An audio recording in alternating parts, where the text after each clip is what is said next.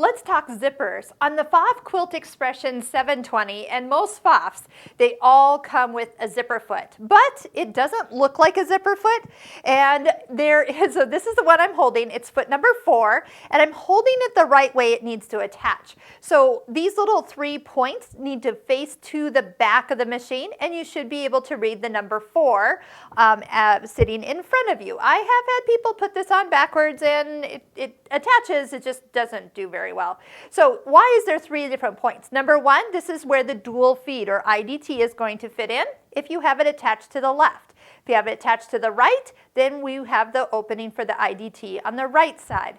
Then I can also use needle position to adjust the needle to be closer or further apart depending on the zipper and the edge top stitching that I am doing. So as we put it on, definitely leave the IDT engaged. And which side do we need to start on? So if I have fabric and I have a zipper and my pattern calls for me to put my zipper right side down on the fabric, I want to be sewing over on this side. So as I attach my zipper foot to the machine, I'm going to attach it to the left side, and then I can adjust the needle position as needed. Attach the zipper foot to the left side. I've got my 4 facing me right here, and my needle does come fairly close to the inside of the foot. So when I lower it down, I'm going to push the down arrow 2 times so I have a little wiggle room. Remember that trick? Push that twice.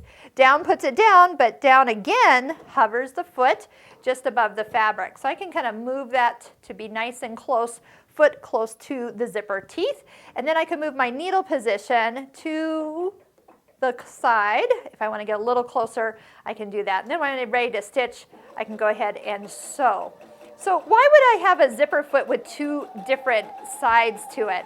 So once you actually finish sewing it on, definitely for a bag, you sometimes have to sew it onto the bag outside and then the lining, and you got different things that it's attaching to. But here, if I just press this open, to keep the bag or all my project fabric out to the side, I'm going to press this and then I'm going to start again from this bit.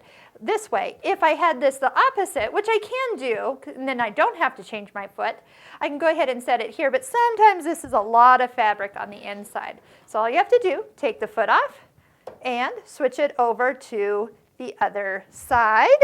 And now I'm ready to top stitch. Again, I would usually iron this down nice and even. Oop. So if you don't move your needle, you will stitch right into your foot, and the machine will tell you that it needs to rest. It happens, and I need to put a new needle on. So note to self, if you have moved your needle position over and then you switch to the other side of the foot, you will break your needle on your foot. So return your needle back to the center and then move it to the direction you might want it to stitch. And look, I have a brand new happy sharp needle in my machine at this time. But this would be how we could easily top stitch this in place using the zipper foot and utilizing both sides of it so you can easily keep the fabric to the side where it will be easily guided, which is usually on the outside, which is what I'm going for. So just make sure you put your zipper foot on correctly, and obviously if you move your needle position, reset it back to the center. Did you see how I can just choose the straight stitch, and then that will bring it back to the center instead of having to touch it. So something that I now know to keep in mind when using a Pfaff zipper foot.